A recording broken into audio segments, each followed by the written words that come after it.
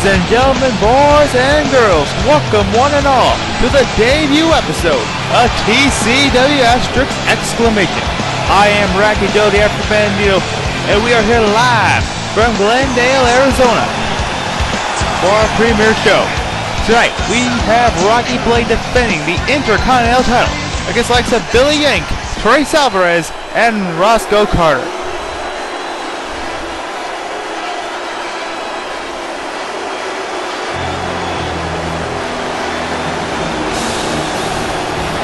And here comes the champion.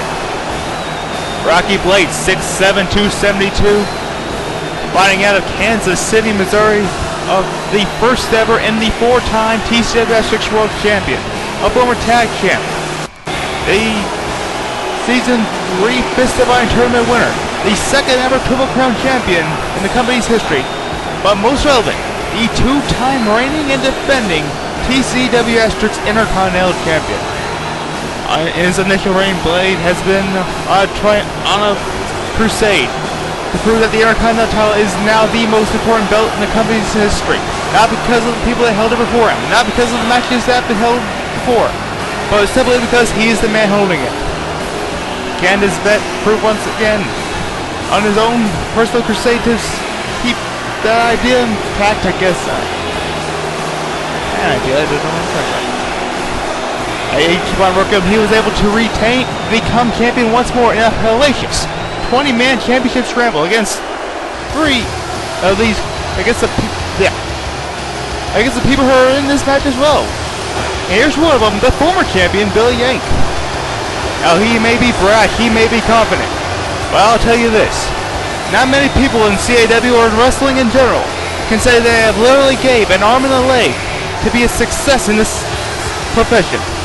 Asterisk 23 killing joke. Billy Yank lost his left leg in a horrible accident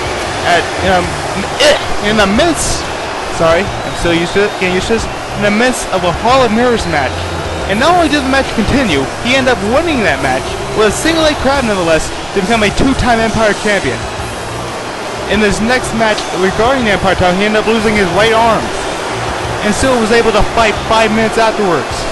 This man has there's no denying this man's heart.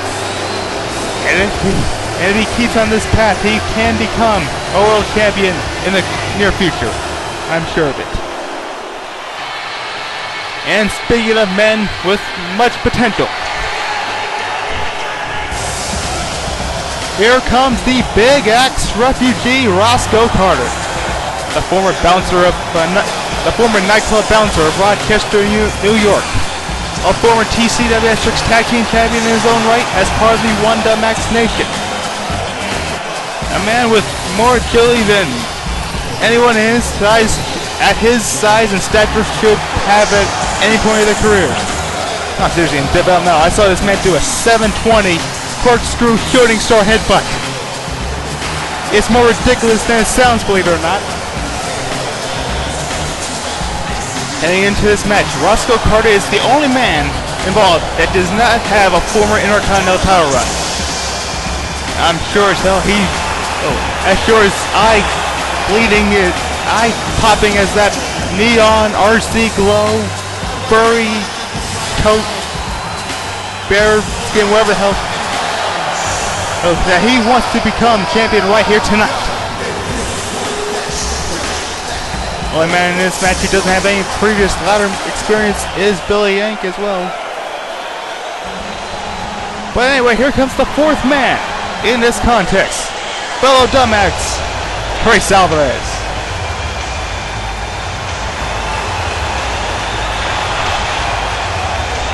Alvarez fighting out of Albuquerque, New Mexico, a former tag team champion as well as part of the Big-Ax Nation.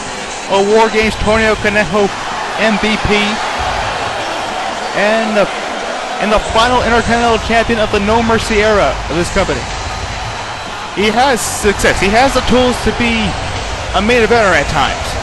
The thing is, when he has these title matches, he seems to have a knack for getting his eye off the ball at the worst possible time. He could have been a world champion. He hit the T4 on tension for the world title at one point and was unable to go for the pin. He hit a top row, an avalanche T4 off the top, onto the Fireball champion Takamichinoku, but still wasn't able to capitalize. And then most recently, at Ichiban Requiem, at 40 seconds to spare, he hit the switchback neckbreaker and scored a pinfall on Blade. Or hell, we'll get back to that later. It is now time for the Intercontinental Title match. Various former and future world champions were able to hold that belt.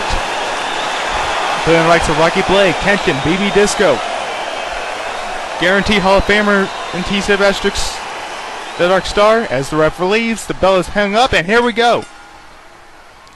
And as I was saying before, Rocky Blade was pinned by God damn, I'm tired of myself. Was pinned by Trece Alvarez with 40 seconds to spare. But Alvarez was distracted for 2 seconds. Blade got back up, hit the Course Crusher, and got the pinfall and waited out the next 3 seconds. So Trece Alvarez could have been a 2-time Intercontinental Champion heading into tonight's contest. Can he focus here? Can he keep his eye on the ball and become the champion he deserves to be? Probably not. As Blade hits the power bomb and on the Yank. And surprisingly, you can match up early as Blade going after his former ally Billy Yank, Trece Alvarez, and Roscoe Carter, for fellow One X Nation members. What's this double team maneuver? Look at that neck breaker! Good work! Alvarez being the first guy going up. Wait, the hell what? Oh my goodness! Electric chair drop into the ladder.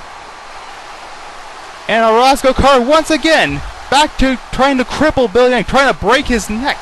The first thing he did in the Championship Scramble match, 3 seconds in, he suplexed him head first into the steel steps that were for some reason in the ring at that time. Now Blade keeping the momentum, keeping the shots on the Billy Yank, and there's a big clothesline by the former champ. Alvarez choking Carter on the side of the apron. Does Alvarez have in mind here? Oh my God! What a big overcastle, knocking the ladders over. Back suplex by Blade to Billy. Got me over there. Blade to the waist. Oh, Yank gets out of it. Goes inside headlock and elbow to skull. Carter being the next entrant, trying to climb that ladder. Trying to take that belt, and Billy, good word almighty. Or release belly to belly suplex into the ladder. Alright. Billy Yank has a glutton for punishment. What hell? A lot of fighting spirit in that Yankee boy. If he wasn't such a jackass. If only he wasn't. Alvarez taking down Roscoe with the ladder. Trying to adjust it so to get that belt. Blade with a big clothesline to Billy. Alvarez going up top. Blade also falling on the other side of the ladder. And down goes Trece straight to the floor. Straight to the canvas.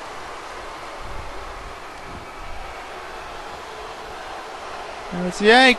Big shot to the throat. What's going to happen here? Blade gets out, goes to the arm lock. And Yank gets out, back to the side headlock. And an elbow to the face. And once again, Carter trying to get up that ladder, trying to take down that belt. He has a hold of it. And will this be it? Carter's not hanging in the air. A big Big-Ax Refugee is hanging. And Blade takes him down with the electric chair drop. And Yank, I hate that suplex. Every time I see it, I keep thinking Billy Yank's gonna rip somebody's head off with it. And it doesn't help that it was into the ladder. And he doesn't get into the ladder again. Blade with a suplex to Carter.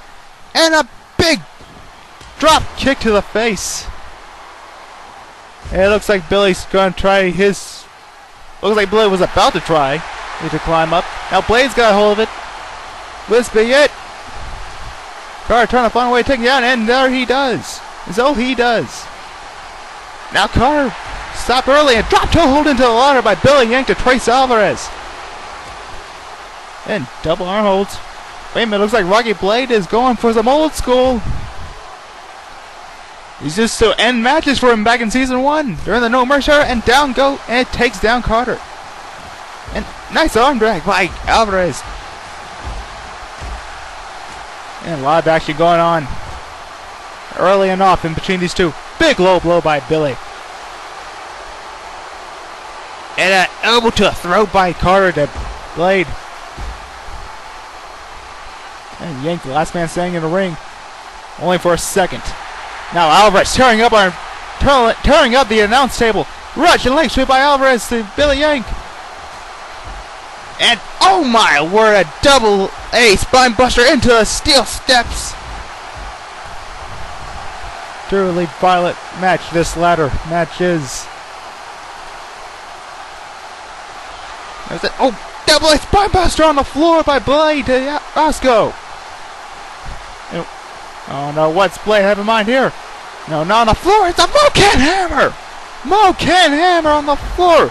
There's hardly any cut. There's hardly any give. It's basically just a tarp. And a suplex right after. And now Billy Yank with a clothesline in the corner. Following up with a bulldog. Straight into the center of the ring. Now Yank setting up the ladder. And will this be his chance to become a 2-time champion? Blade with a proto bomb to Carter. Yank trying to reach. He grabs it. He's got hold of it, but Alvarez takes the ladder out from under him. Hanging above.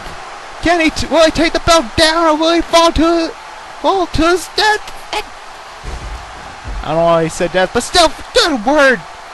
Carter, if it weren't for Carter, who knows what could have happened. He probably could have just fell to the canvas by itself, but still. Yank is out cold, it looks like. Now Blade throwing Trece into the post and throws it back into the ring. What could happen here? Roscoe throws Blade back into the ring and a boot to the temple. Now Yank is back outside and throws Alvarez back in as well. Blade throws Carter across the ring. He's fired up. Big splash in the corner. And a snake eyes to boot. Alvarez is climbing up the ladder as well. Big boot to Carter. Wait, but Alvarez got hold of it. Alvarez take it out, but Alvarez takes it down. We have a new Intercontinental Champion. What a finish. Here's a look at the replays here of that swinging neck breaker. Followed it. Later on, there's a double A spine buster caught, but what a game. Trece with the big victory. With the upset, if you will. And there's the spot that Alvarez falls out from beneath him. So it was just a little too late. And Alvarez was able to take advantage. And it's not even the beginning of Season 5 officially yet. But we have a new Intercontinental Champion. What can the future hold if this happens in some random matchup? Imagine what can happen when Season 5 kicks off. Another reminder that our Season 5 premiere, Asterix 41 Absolute, will take place either August the 31st or September the 7th, right here on youtube.com/PowerCat316. Until then, this is Afro, and we'll see you when we'll see you.